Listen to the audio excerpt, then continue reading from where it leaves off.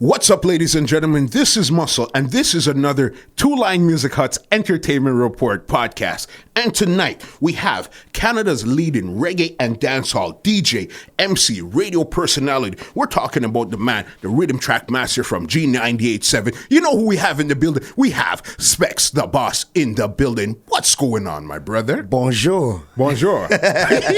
Comment ça va? Oui, oui. No, you're supposed to say like, ça va bien, Ça va très bien. Ça va bien. You know what I mean? Ça va bien? Yeah. That's all right. Comme That's si, all right. comme ça. That's all right. Big up Muscle, big up the Two Line Music Hut, and you know what I mean? It's a pleasure being here, and you know, you asked me to be here a long time ago, and I got pressured by a lot of people on the streets. So big up to all your peoples them on the streets who pressured me, and you know what I mean? You know what I mean? I guess the time is now. What you said to me when we were coming up in the elevator, you said something that really stuck with me. What, that this is the first time I was at your beautiful office at the Two Line Music headquarters? Absolutely amazing, man. Congratulations, bro, for real. Thank you you. know, I've seen you, you know what I mean, from hustling. And a lot of people don't know we've been in this game a long time. And, you know what I mean, I remember, you know, when going to dances, and one of the first times meeting you was, you know, you had the whole cassette, you know what I mean, the rack and holding it and actually selling cassette tapes, you know what I mean, outside of dances. And that was how we were able to, you know what I mean, learn about, you know what I mean, learn about other sounds from all over the world and how and get an education from that. So, you know, you played a very integral part of my career. And then, you know what I mean, seeing you move up and having your shop, you know, over at Galloway there, you know, and, you know, me being a Galloway Lancer, you know, being able to, you know, see that and then evolve over to the Malvern Town Center, back to my hometown, and then now to this is absolutely incredible, man. God is good. Big and up. Great, congratulations, great. bro. Again, big For up real, yourself, man. Specs. Let me Congrats, tell you bro. something. What you had said to me is nothing before its time. You know what I mean? Because originally, since we're talking straight, you were supposed to be the first guest. I know. You know what I mean? I know. The first guest. But I guess, you know, it's probably better that I wasn't the first guest because of the fact that a lot of things have changed in my life since that time. Like, my life has been moving like at rocket speed. So, you know what I mean? I think maybe I have more to, you know what I mean, talk about, more experience and more knowledge, more triumphs, more failures. You know what I mean? Just more knowledge gems to drop, you know? Yeah, for sure, for sure. You know what? And since you're talking about stuff changing your life, welcome to the marriage club. You know what I mean? For real, man. We here, we married. You know what I mean? No, ring power. You know, but definitely, you know, a life-changing moment and one that was needed and should have been done a long time ago. Okay. But as you said, nothing before its time. Bro. Yeah. You know what I mean? Nothing before its... How is marriage life right now? It's absolutely great. Yeah. We've been together a long time before we actually got married. But as you know, as we've been talking about, nothing before its time, and you know, everything was incredible from the proposal. Big up to Taurus Riley. You know what I mean? Making it so monumental. You know what I mean? And you know, down to even just the wedding and just everything before, during, and after. It's just been great, man. It's been a great journey so far, and I know that there's more hills than mountains to climb. Trust me. Talking about the proposal, how did you even put that together? Because where I seen it on... Was it enter with Winford Williams on stage? That's where big up Winford Williams, said, big up to Jason on stage, the whole family over there. And, you know, it wasn't even supposed to be like that. The way it was all, I guess the way it all panned out was... I was planning to get engaged from a while before that, but so many things had happened as far as, like, you know, even with the whole sound thing, and you know, there's sound clashes and this and that. There's so many things prepared, and I was just so all over the place. So the timing wasn't right, but I knew that I wanted to do it, and I figured the Jam Rock Cruise would have been the best place only because I would have been away from everything. Limited access to internet. People couldn't get in touch with me to work, or, you know, things couldn't really throw me off at that time. So the plan was that I was supposed to actually do a dub plate in the hotel room with Taurus Riley. Okay. But what's happened, I was supposed to just record custom because I was doing the Jam Rock Clash, so I was preparing for that. So we were just supposed to just cut regular dub plates for the Clash, customized dub plates. And I was going to slip in a customized wedding proposal dub plate. Wow. So that's what was supposed to happen. And Tara said, nah, Yeah. you know what I mean? That's not how we're doing. If we're going to do this, we're going to do it big. Yeah. You know, we got to do this on stage. You know what I mean? Okay. No pun intended. Yeah. Big up to Winfred Williams again. But he said, we got to do this on stage. And I was like, I don't know if this is going to work. He goes, yo, we're going to make it work, man. We're going to make it work. And, you know what I mean? Everything panned out and, you know, it worked, you know what I mean? The only real obstacle really was trying to get that. It's one thing to get the ring and hold the ring and hide the ring and deal with that whole ring thing. But, you know what I mean, get it across the border into Miami and then get it into the middle of the Caribbean Sea and, you know what I mean, and have her travel without it being noticed and, you know what I mean? Yeah. You know what I mean? And shout out to Tony Materan's wife, you know, because as soon as I got on the boat, she was like the first person I saw. I was like, yo, I need you to hold this ring, you know, and, you know, big up John Mighty, you know, and then after he was on the boat, then he was able to, you know what I mean? But, oh, man, that was the obstacle, man. But, yeah, good times. But it was good. Good Nah, times. man, that was big, big, big. I rate that 1,000%. That means it was you're beautiful, man. true Big up to to our two swag. things. You're true to your craft as a DJ and music, and you're true to your wife to say, I'm going to present you to the world this way. You know what I mean? That's how I knew you were definitely 100% committed to everything you were doing. But she was already presented to the world. I never ever hit her. I never ever hit our relationship and everything. But, you know, it just, everything just worked, man. It was just absolutely beautiful and... You know what I mean? Yeah. The only thing was, you know, is she going to say no? You know, but apart from that, it was just great to be amongst all my peers, you know what I mean, some of my closest friends, you know what I mean, that were on the boat. And it just worked out, man. It was just magical. Marriage life. Wedding proposals, crazy. So let's get into you as Spex Da Boss now. How did you originally get your name in the first place, Spex? Was that your original DJ name, or how did it come around? That name, you know, I started wearing glasses from when I was in about grade 2, grade 3.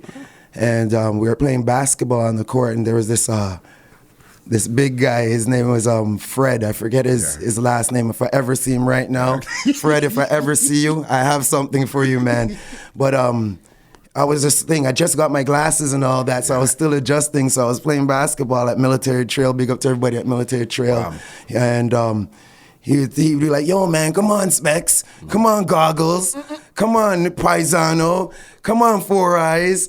Come on. But Spex kept sticking to him, so he kept calling me Spex. Yeah. You know what I mean? This guy was like, you know what I mean, a big, tall, you know what I mean, white guy, you know, 6'2", 6'3", and you know what I mean, grade 8. And sometimes I'm in grade 2, grade 3. Yeah, so this is you know a what I different mean? level. Yeah, man. So, you know what I mean, and it just stuck, you know, so everybody just started...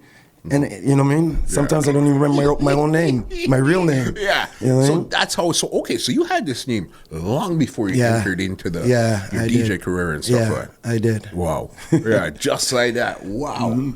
What was the first song you started playing?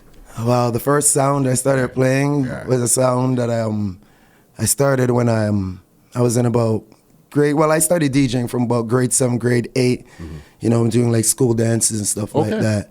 But as far as like getting into the whole reggae and the sound thing, I started my first song when I was playing Galloway Lancers, Kingston Galloway. Me and my brethren Peter, you know, aka Platyranks, big him up. We used to just play Galloway ball, but just listen to the music and buy the records and, you know, go to the record shops and, you know what I mean? And just, you know what I mean? Just build our own cassettes and all, because as I said, I was playing music in grade 7, grade 8, DJing at our public school dances and little house parties and here and there.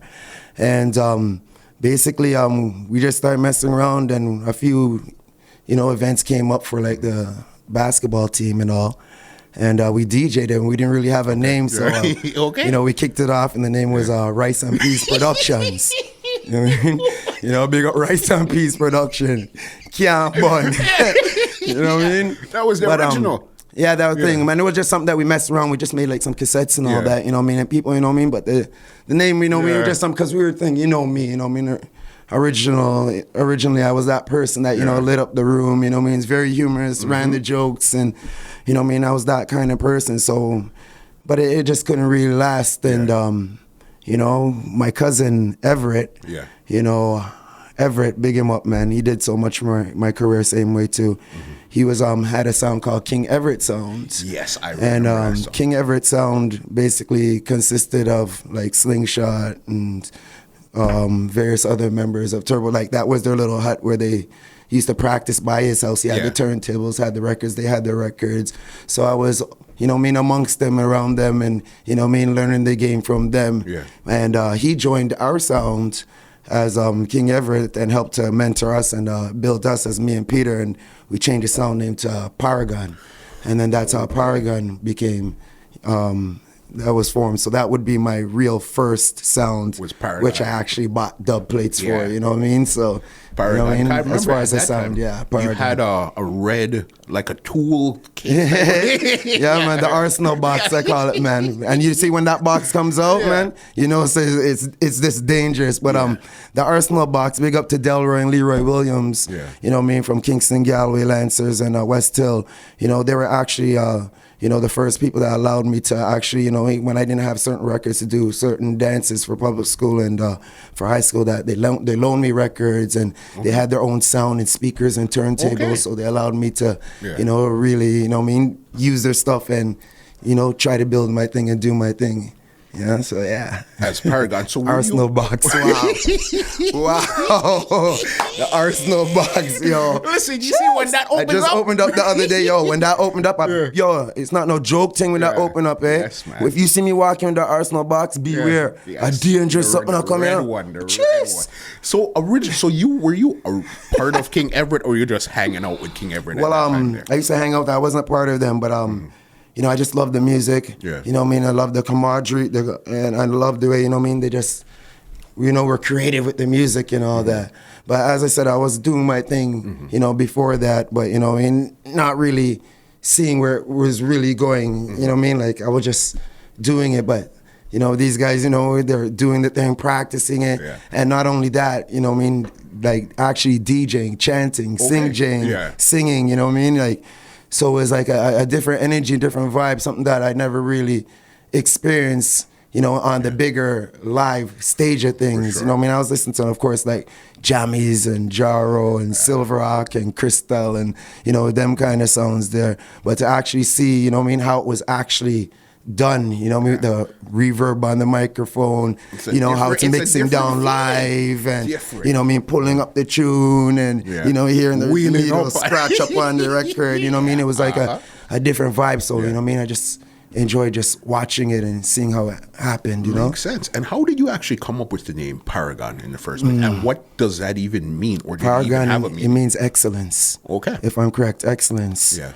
And, I don't remember. I think, you know, I was a person that kind of read the dictionary, you know what I mean? So, you know what I mean? A few words, you know, or anytime I saw a word that I didn't know, I'd look it up. So it was probably something like that. It was supposed to be called something like Trinity Sound or something like that. Okay. But Paragon just came out of nowhere. And you just ran with it. And then when I saw that it meant excellence, it just worked, you know? Worked. Yeah. Because I remember Paragon days, but the only thing... Paragon days, I only remember seeing you play Paragon. I don't remember anybody else playing Paragon. I can't believe you'd say that of all people, Muscle, because I was actually just like the selector. I didn't talk the microphone or anything. Evie Demas was the one that used to talk the microphone. Demas. Yes, and then, you know, later down, you know what I mean, as we started to evolve, Flash, who is Stunner Vibes now, you know what I mean, he was the one that controlled the microphone. Okay. Yeah. So then where did you make the transition from the selector to now the MC/selector? Where did that really come in? Wow, you're asking someone. This is so weird being on the other side of this microphone and answer questions. I guess that transition would have happened when I joined Turbo. Okay. In about, say, 94 times there.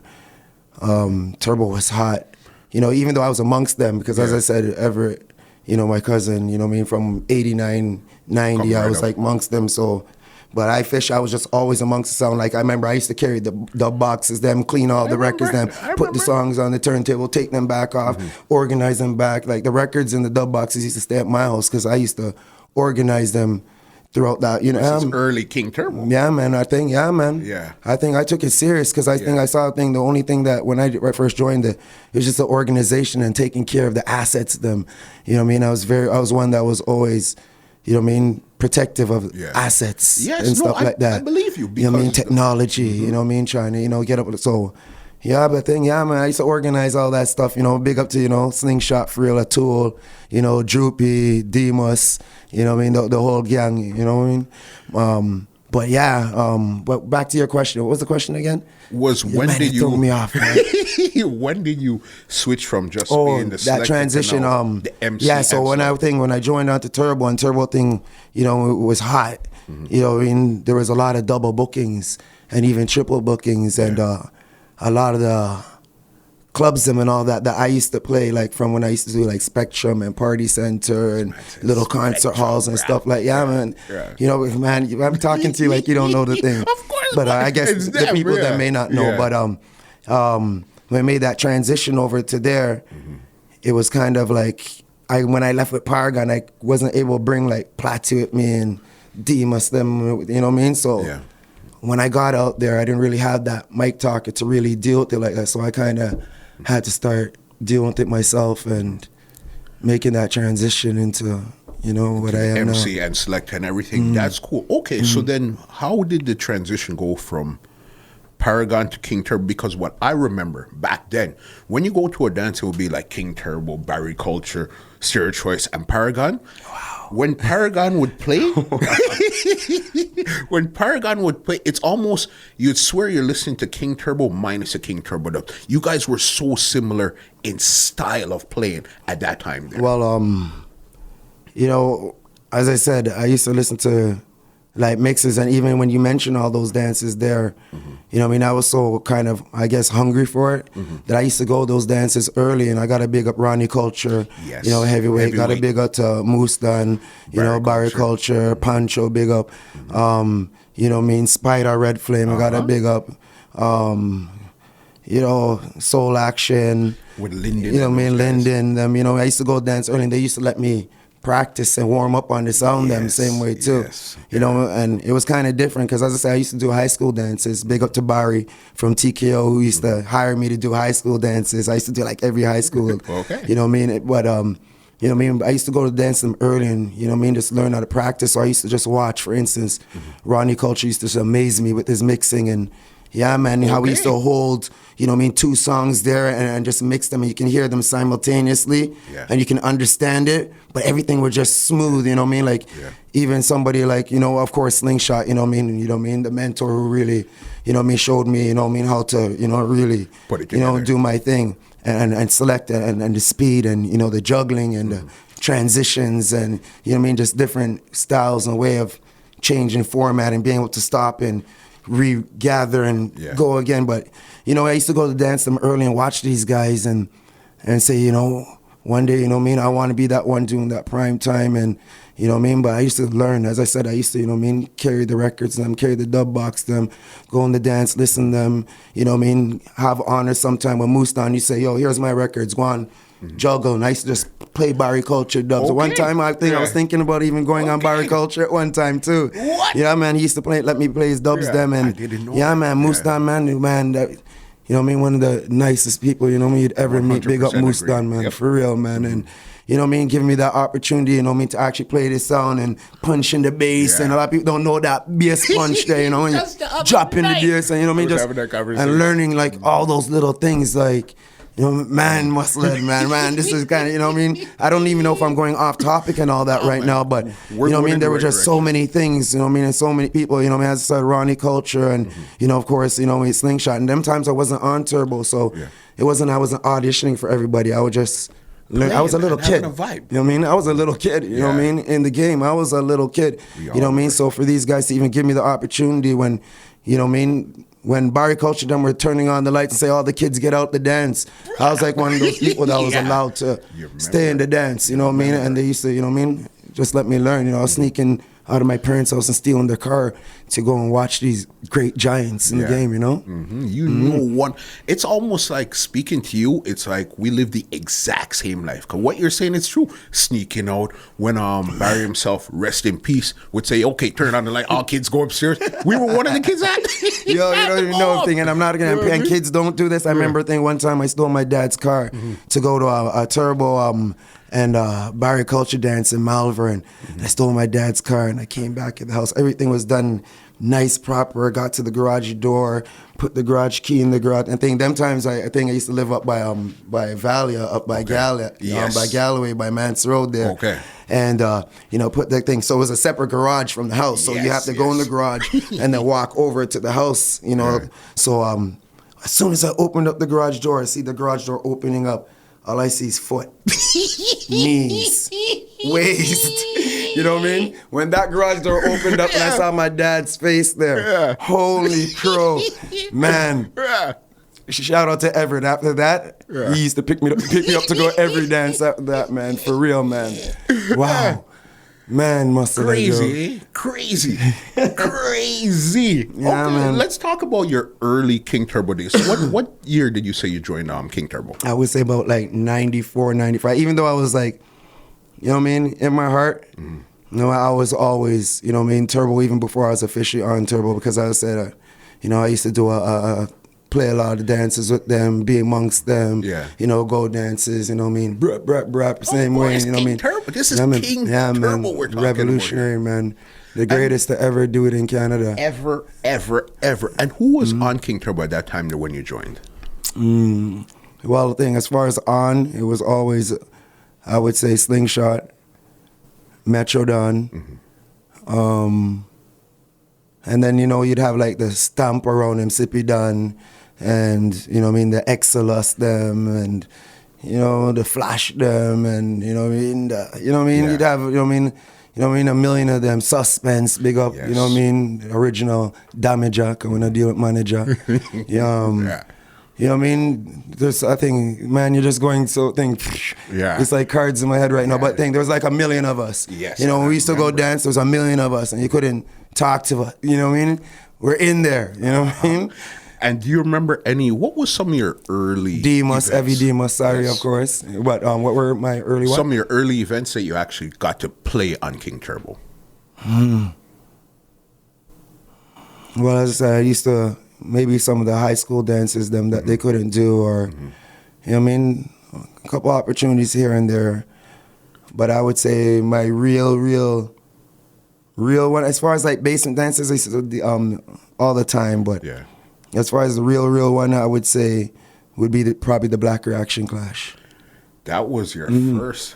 I probably would say, man, that was my first clash, and probably my first really kind of stepping out almost into like the whole dancehall world, even though I was there for like Black Supreme Clash, selecting and, spraying their dubs them, taking them off, getting bad up by Naughty Brits, them fighting over water bottle, and, rest in peace, Naughty Brits, Paul Watson.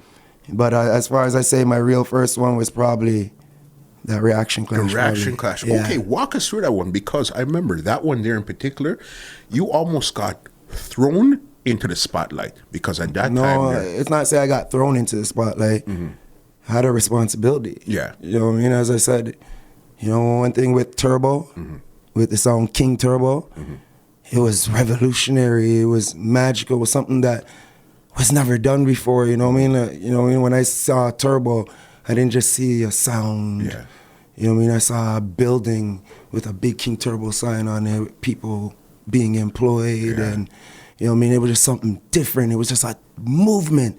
You know what I mean? For sure. It was like just a movement. Like, you see, when Slingshot used to step into West Hill as a man from Pearson, I remember Pearson, man, them, big up all those on Pearson.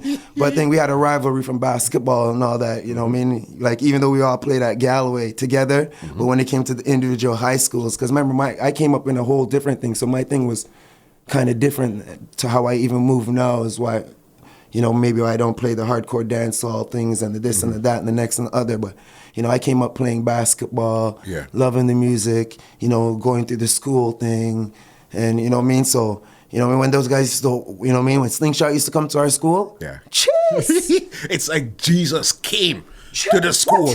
Listen, float on water. What? Yes, bro. Man, so, I was amongst them and at that time I was on Turbo. Yeah. And doing my thing on Turbo, but me and Metro Don got into a, kind of a tiff at that time. Okay. And I left the sound. You know what I mean? Okay. And I had left, so I wasn't on the sound at that time there. And I actually... At the Black Reaction Clash. I wasn't on the sound, even though I'm always on the sounds, you know, that wasn't my first priority. Yeah. We got into a big argument, and it was like, you know what I mean, go suck your this and go, you know what I mean? And I'm a person that has a lot of pride, and my ego's kind of really big, you know what I mean? When I'm done with you, I hit that, you know what I mean? Head chop off, done. You know what I mean? So I was doing my own thing. Them times I started Spex Entertainment, you know, with the cartoon head. Yeah, and doing quite well, you know what I mean? Everything. Them times that's when I started playing with started from scratch, and Baby Blue and Rampage Sound and Elite Squad and you know what I mean, like, you know, those kind of sounds, and playing at like the Colony Hotels, and you know what I mean, all those Windsor Sports Weekends, Spex Entertainment, and like even in Ottawa and stuff, and you know what I mean, just Montreal, and doing that kind of stuff there. And an opportunity came up when this is how the morning ride was born. Man, you have to take off the jacket now. And show the shirt. Show the shirt. That's not even intentional. But wow. Hold on. We're gonna get to morning ride, you know. But I need to know about this Black Reaction clash first. I'm trying to get there. I'm trying to get there, but you know, these are things I don't really get a chance to think about. So and I'm not used to being, I guess, on this side. So I guess, and I know we have time we're working with right now and all. But with the whole Black Reaction, them times there, I guess Ricky went to jail. Yep. So Slingshot was kind of forced into that contract. And, you know, one thing I learned, you know, about this business, especially from Slingshot, I got to big him up for is if you make a contract, you know what I mean, with the promoter, you know what I mean, you make sure you honor that contract. 100%. You know what I mean? That's one thing about me, and you should know if you see that I'm going to be somewhere, I'm going to be there. And, so, you know what I mean, my duty was called. You know what I mean? I think I called him, and I was like, yo, you know, I know, you know, things aren't, you know what I mean, how they are, but, you know what I mean, who else can help you? Who else knows the box like me? Yeah. You know what I mean? Who else, you know what I mean? You know what I mean? I'm Spex. Yeah, I got you. You know what I mean? Because I remember one of the biggest things that night that everybody, the most legendary part of that clash is the George of the Jungle. And that's kind of funny too, you know, and that's absolutely funny. But even just, you know, going through that whole thing of the clash there and preparing, Black Reaction was hot, yo. What? You know, man. What? Yo, them super fresh. Black Reaction, them times they were hot, and it's like everything, you know what I mean, from the East that they went up against, they just tore it apart, man. And I couldn't let that happen. You know what I mean? With Turbo, even though, you know what I mean, I know, you know what I mean, things are the way they are, whatever the case is, but I could not stand there knowing, because remember at them time, everybody hated Turbo. The whole East hated Turbo, the whole West hated Turbo. Everyone hated, and all we wanted to do was just play music, you know what I mean? Just play music, you know what I mean? Play reggae music, you know what I mean? It wasn't our fault we played it better than you, you know what I mean? Or, you know what I mean, we had better crowds than you, but as I said, you know what I mean? All of us grew up in a different kind of thing, so all of our markets kind of combined. Yep. You know, it's what, leading up to it, you know, just the preparation and getting through it. And that day there, you know, I kind of had to set the tone. And you're making me remember this now because we played a barbecue. Okay. I was playing a Spex them times there. Okay. At G. Ross Park, I believe it was. Yes. I was playing a Spex. Yeah. It was me and Black Reaction. And I think like Baby Blue and maybe Scratched and whatever the case is. And remember, I think my market's it was different because remember, I had the basketball market. I'm playing basketball, you know what I mean, in Ohio. I'm playing basketball, Windsor, and doing all the tournaments at Laurier. And, you know what I mean? It's a different swing. You know, my whole thing is just different. You know what I mean? Remember, I was Spex before I was Spex. You know what I mean? So, you know what I mean? Through basketball, I met a lot of people, and, you know what I mean? And DJing a lot of parties and all the high schools and all that stuff. So my crowd was kind of different. Then I'm playing all the crossover events, the R&B and the hip-hop dances. So my crowd, I was just kind of different, you know what I mean? So I had that kind of advantage at the park. For sure. Yo, I started putting some words on Black Reaction in the park, and just started showing a couple dubs here and there, you know what I mean? And telling people at the clash and just throwing words at them, just trying to rally myself, because I never been, you know what I mean, really in a clash and all that time there. And you know, and then a whole bunch of shots popped off, you know what I mean? If anyone was injured or, you know, was hurt. It wasn't during my playing time, but it was later on in the event. But, you know what I mean? And that hence another reason why I kind of stopped doing dancehall events and all that stuff anyways. We're gonna you know what I mean? But, you know what I mean? I just started putting the heat on them at that time there. You know what I mean? And then we got to the clash. And then, man, that's when things unraveled still. You know what I mean? Like literally and then unliterally.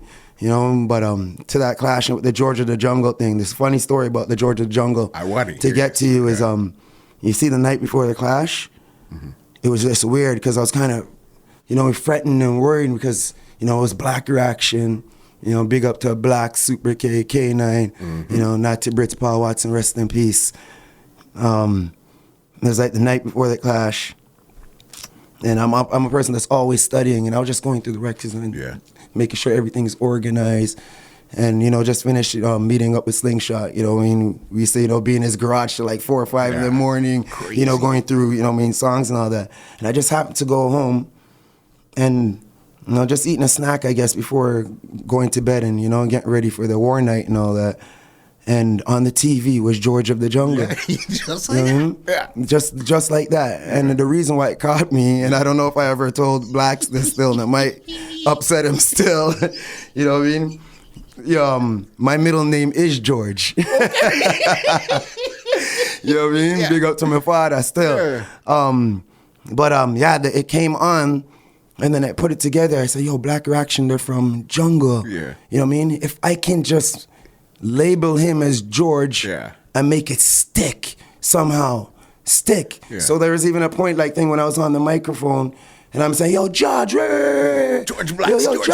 And I just throw it out there, yo, George Blacks. So one point in the dance, he must have said, yo, man, I don't know why that fool I keep calling me George. And you see, from he did that, catch it. He bit. Yeah. You know what I mean? Pause. You know what I mean? Because, you know, if I watch you talk, burn your mouth. You know what I mean? So, you know what I mean? I said, okay. So when he caught on to that, you know what I mean? I started, you know what I mean, trying to throw it a bit more. And, you know, another part, because I was so surprised at the reaction, the way the place burnt. Like, I never seen a forward like that ever in my life. Remember, it's my first time really, you know, in the clash. Yeah. You know what I mean? I had, you know what I mean, some bananas there. Yeah. You know what I mean? I was supposed to, you know what I mean, take out the bananas and peel them while the Georgia Jungle playing. But when the forward dropped in the place, I didn't know what to do. You know what I mean? The place, man, wow, you know what I mean? And but that's how that whole thing came about, and you know, was really needed because, you know, up until I think almost that point there, like we're holding our own, but we weren't really we're probably about like I'd say 45%. You know what I mean?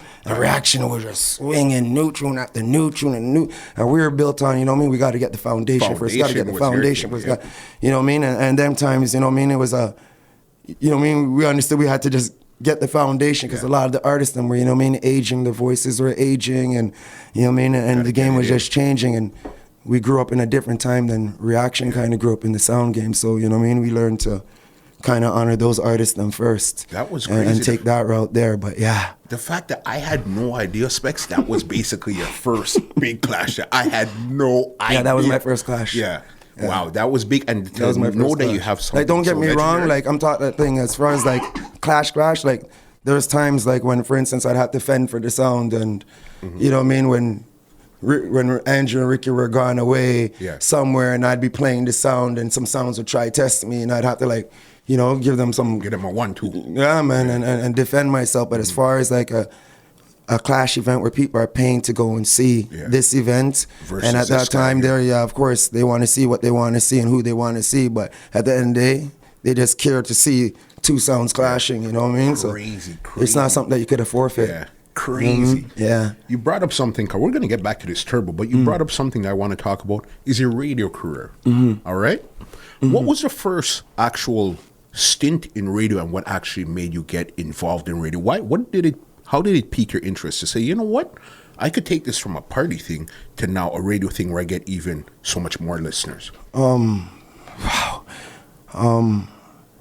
I guess I didn't DJ and then want to be on radio. I think I wanted to be on radio and then DJ. Got you. I was a person that just always listened to the radio. Yeah.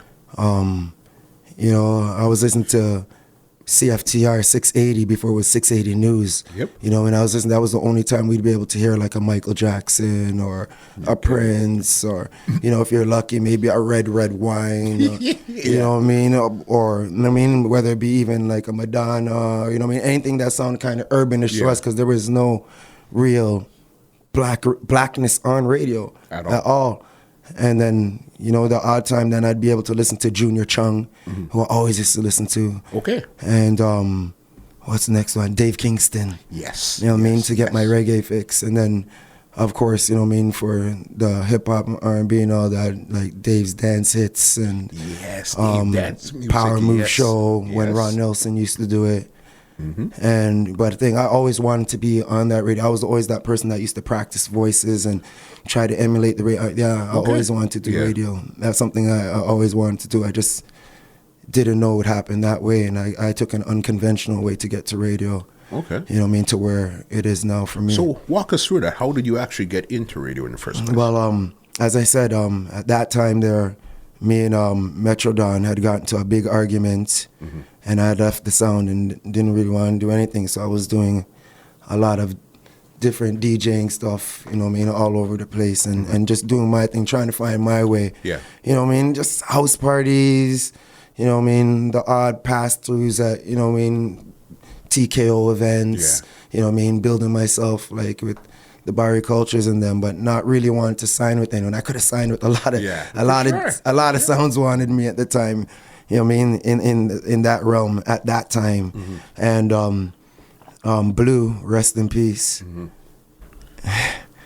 Blue, one day he came to my house. He said, "Yo, man, I know somebody does radio, man, and I think you'd be perfect, man." Okay. You know what I mean? I think you'd be perfect for it. You know, he does a R&B and a hip hop show. I think you'd be perfect for it to do, you know what I mean, the reggae part. You know what I mean? I said, okay, I'll try it. And he made it work. I started doing Side 3 show. That was from like 1 in the morning to like 6 in the morning. I remember that. On a Monday night, early Tuesday morning. And, you know what I mean? And I used to do like, if there was an hour, in that hour I'd do like 20 minutes. And I'd make sure, because you know our thing, it doesn't matter. You give us 5 minutes, 10 minutes, 20 minutes, 30 minutes, hour. Our presence is going to be known. You know what I mean? That's what it is. You know what I mean? And especially I'm playing reggae and dancehall. Chase! You know what I mean? So there was definitely a change in the airwaves at that time, because you know, my style is different. You know what I mean? And this was Side 3 was on 89.5. This is Side 3. It was on 89.5 University of Toronto Radio. And big up to Bobby Guns, and big up to Natasha Ramsay, Ramsahani, who you guys see on City TV News. Okay. Yeah, she was part of the show. You know, big her up. You know, I mean, to see what she was doing there. She was on the show. You know, she'd recall the songs then, but her major part was like dealing with the weather and the environment. You know what I mean? And then she was going to school for that stuff there, the meteorology type of stuff at that time. You know, big her up, man. Just to see where she is right now, man. Crazy. Absolutely amazing. And so I used to do the show, and it used to just be me, Shooks, and LS. Okay. You know what I mean? We used to just go down there and just used to rep and just deal with it. You know what I mean? Deal with it wicked. You know, and one day when the whole Reaction Clash thing came up. Actually, no, this is probably after. No, Reaction came after. No. Okay, yeah. Okay, so what happened is, when I was doing the Side 3, you know, we had such a great reaction that some of the people that the other DJ had brought to the radio station at the time as guests, they must have stole some stuff from the radio station and taken some stuff from the radio station. And if you know me now, that's why you always see I'm kind of guarded when it comes to radio and all that, because of this first experience here. So after that happened, the program director's like, yo, we can't, you know what I mean, deal with this, you know what I mean, we're cutting the show. And he sealed out the show. And then he called me like the following week, and he said, I have an opportunity for you, because I know you loved it, and the people, you know what I mean, obviously love your vibes and all that. But I have an opening for, you might not want it. You know what I mean? I said, I'll take any time. He goes, it's going to impact your life, you know what I mean? And you have to understand, you know, if you're serious about this radio thing, it's going to impact your life for life. I said, what time is it? I'll do it, whatever time. And he said, it's a Monday morning, 6 to 9. And he said, do you want it? And, you know what I mean? I didn't hesitate. Yeah, you took it. Yeah, I took it. At that time, was it called Morning Ride right away? It didn't have a name at that time there. Yeah. It really didn't have a name at that time. Yeah. I think Shooks is the one that named it. Yeah. I think Shooks is the one that named it. So Morning Ride originally started off with you, Shooks, and who else was in the original Morning Ride? It was like me, Shooks, and LS. Yeah. And then after the whole reaction situation came up, even though me and Slingshot, we kind of still kept that link, and he come down by side 3 once in a blue moon here and there. But he wasn't, you know what I mean? He was, you know? Yeah. But,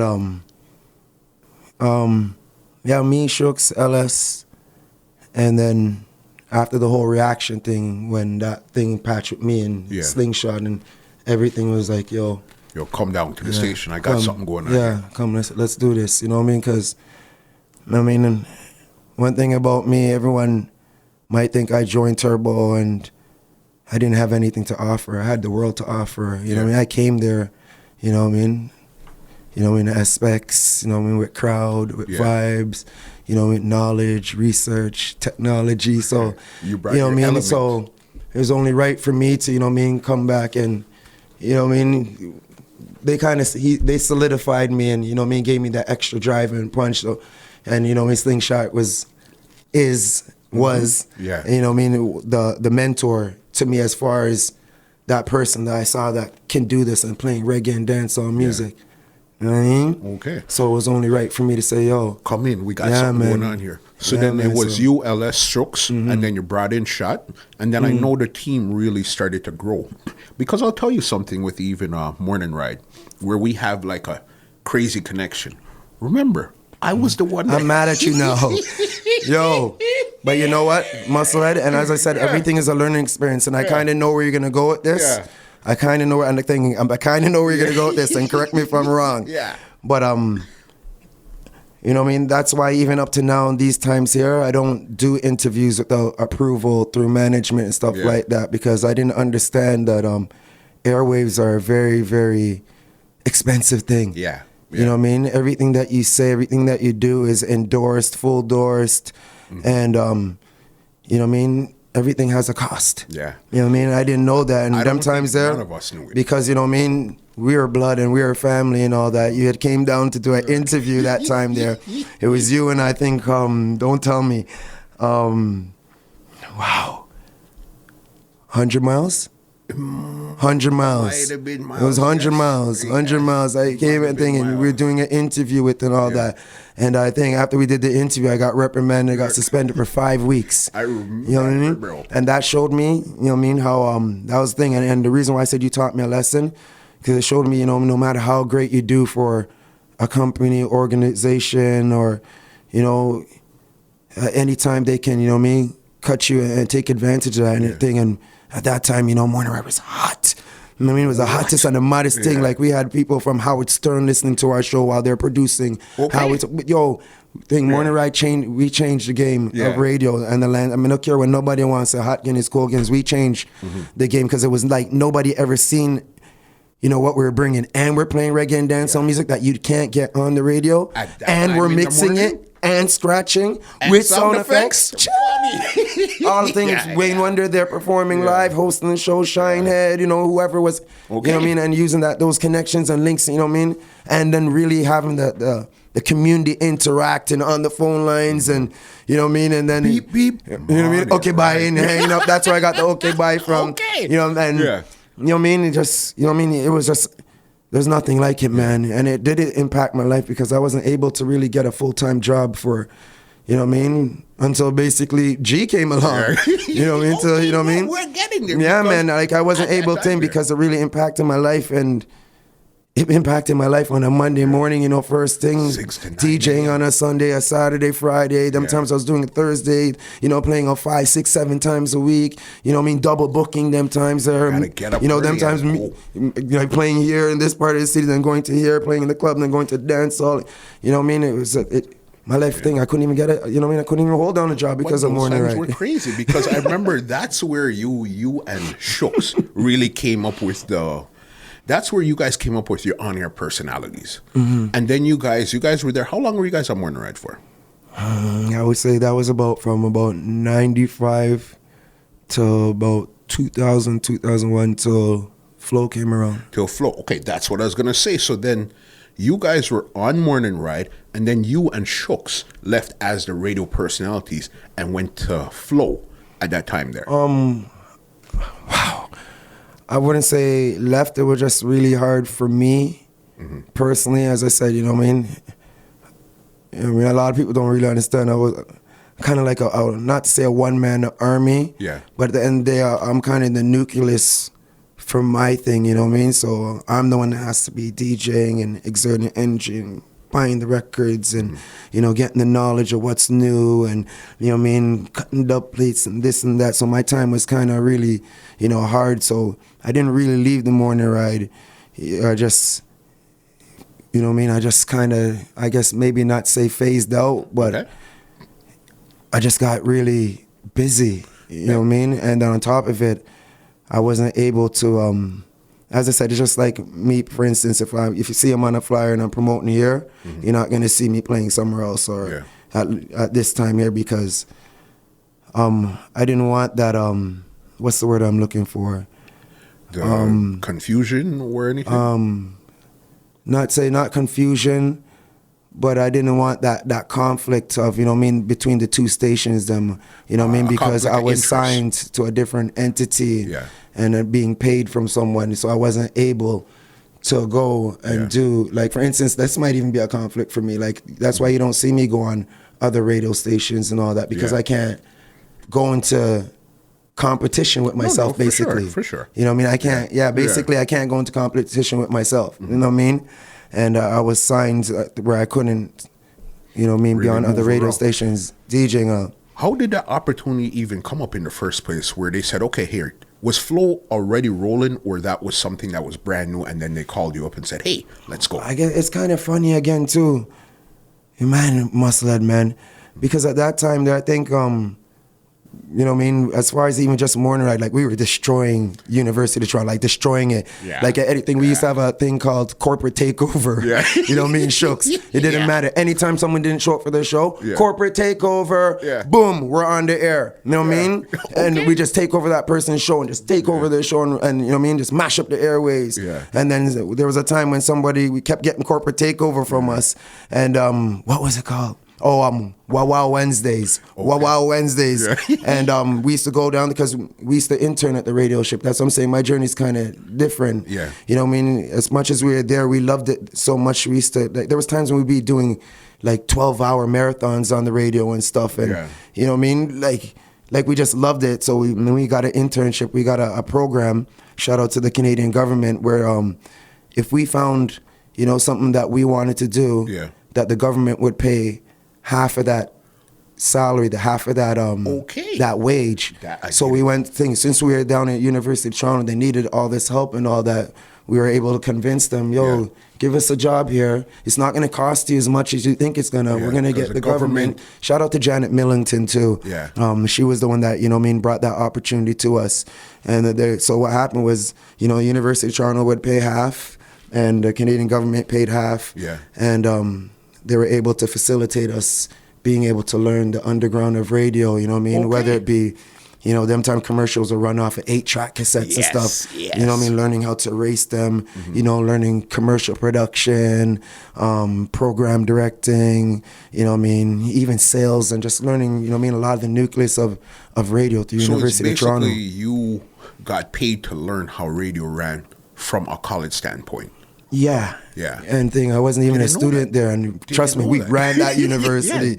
You know what I mean? Like down to like, it was like, you know, the impact we made on that university, you know what I mean, and that they made on our lives, it was absolutely crazy because we used to have like, you know, professors and teachers come down, they say, oh, we listen to you, know, on our way to work, and they just come and hang out. You know, the police used to always come down, check on us and say, yo, man, we love your energy, you're keeping us up, and you know what I mean, like, you know what I mean, we really had, you know what I mean, a lot of great community support, you know what I mean, like a lot of support. As I said, the people them are the ones that really put us on more right. So as I said, we had that internship and used to do the corporate takeovers, and yeah.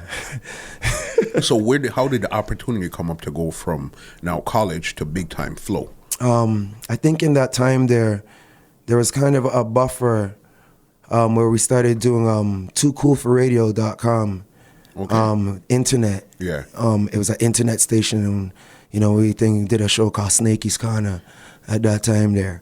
And this was with you and Shooks. Yeah, as it was the me on-air personalities. and Shooks. You know what I mean? And just, you know what I mean, dealing with that. That was like our, you know what I mean, our next little thing. Because as I say, you know, as much as we're doing all those things, you know what I mean, Slingshot, and you know what I mean, he has his work he has to do, you know what I mean, real life carries on and all that. Yep. And as I said, you know, as I just told you, I didn't really have a full-time job until like G, you know what I mean? You could hustle. And you know what I mean, so, you know what I mean, I was able to make the time to be able to do all these things and try all these different ventures, and you know what I mean, and on the internet, and there was a time when we started with like 4 listeners, 1 listener, 3, but you see, after it started rolling, we started seeing the 20,000, you know what I mean, and the 30,000, seeing the impact, and not really understanding the internet, but just bringing our morning ride flavor to the internet and learning that, man, the internet, we can go raw and uncut. You know what I mean?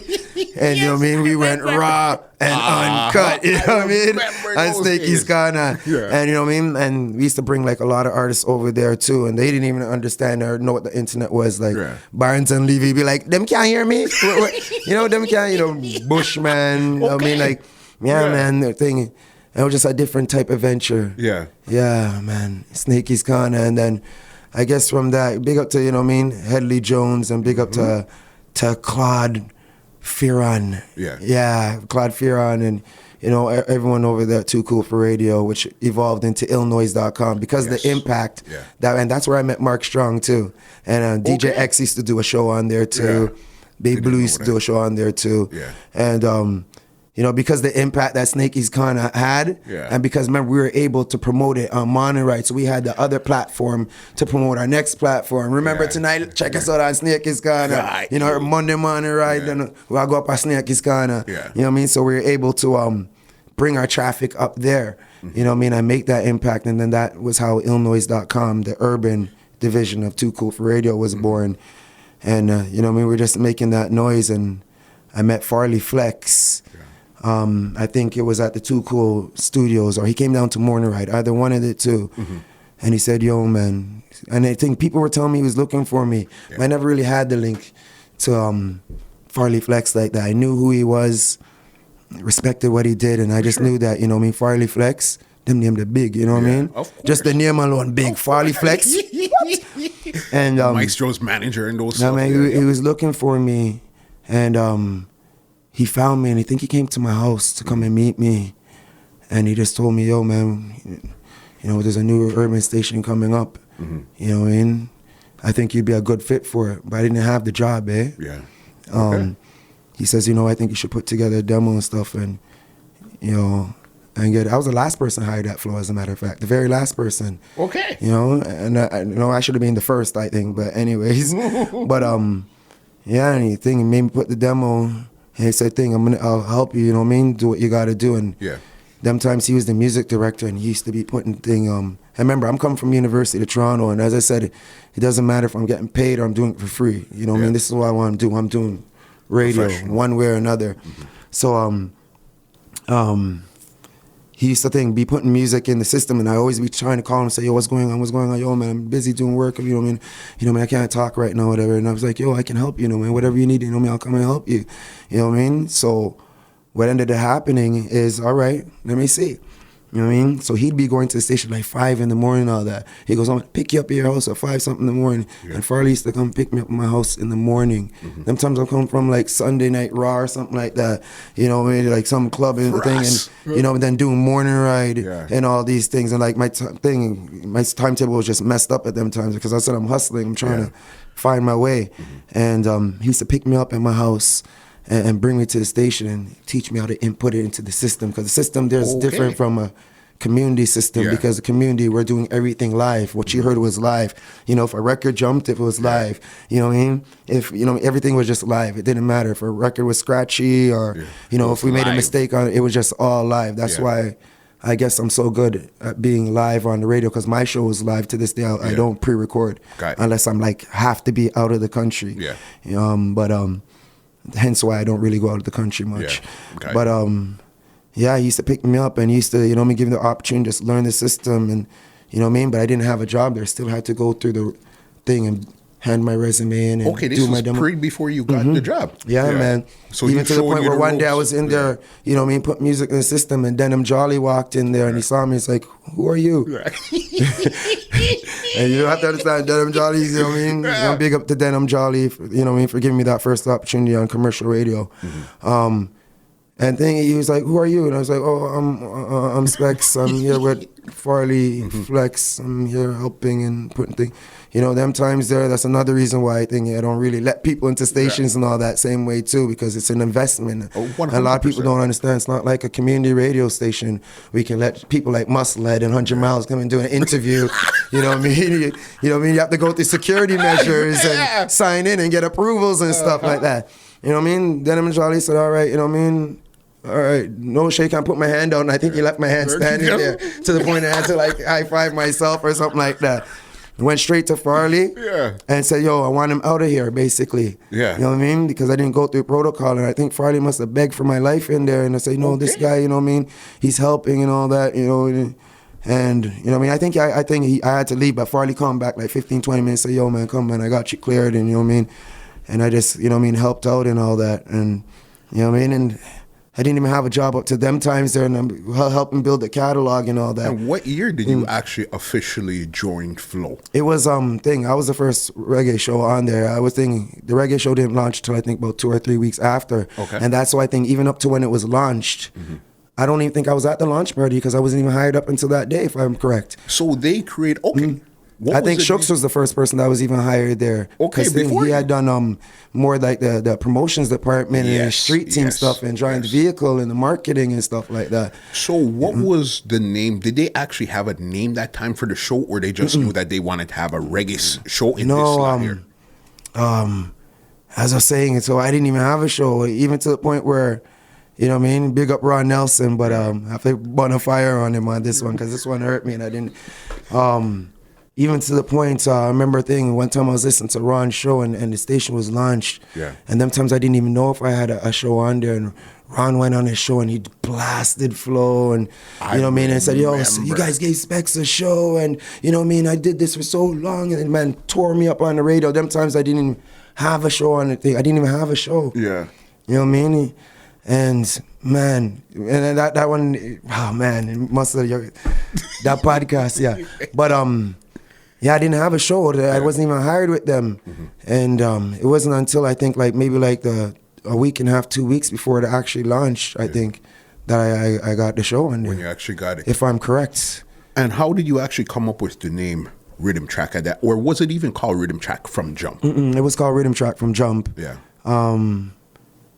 I just think I needed something that kind of represented, you know what I mean? Sounding, reggae, dancehall, but something that wasn't regular, you know, but something that everyone could kind of relate to, if you know what I mean, from our game. And, you know, I think I was listening to a dub and it said like, run the Riddim Track Snaky. You know what I mean? Something like that. 100% you were man. Because that's classical bunty stuff. He would actually say, Riddim Track. You know what I mean? So then run you say, Riddim Track. So then that makes sense. Run the Riddim Track, good boy. You know what I mean? You know what I mean? Yeah. So he said, let me put this together. And when that had launched, was it you and Shooks that was actually in the show that time? And what was the time slot that they did? Well, at that time there, as I said, Shooks was doing more the other corporate stuff in the station. So he had gone more corporate that time opposed to 100%. I think so. And at that time, it was supposed to actually be me and Slingshot doing the show. It was actually supposed to be me and Slingshot doing the show, but as I said, But as I said, real life set in. He was too busy, doing other things. We'd have to leave morning ride, and So there was that balance and all that. And at that time there was all about pre-recording. Yeah. We had to pre-record the reggae because they didn't understand reggae and dancehall, on radio. So we had to pre-record and edit, and there was this, and then remember, as I said, I had to be at the station learning stuff. So the timing didn't really connect, and. Yeah. Okay, so the original I was the one hired, but I had the opportunity to choose the DJ that I wanted. Yeah. And it was actually Slingshot was the one that I wanted. I didn't know that. So the original rhythm tracks that we heard on the radio at that time, those were all pre-recorded shows. The mix elements of them were Okay, the mix. Okay, so you guys would be talking live, taking phone calls live, but the actual I don't think Slingshot even ever made it to the Riddim Track, even to do a show there. I think the one time I think I was in like Jamaica or Vancouver or somewhere like that, and he filled in for me a few times and all that, but. I don't think because he didn't want to commit to that. Yeah. You know what I mean? And it was hard, and also the balance of morning ride. He didn't really want to, leave that.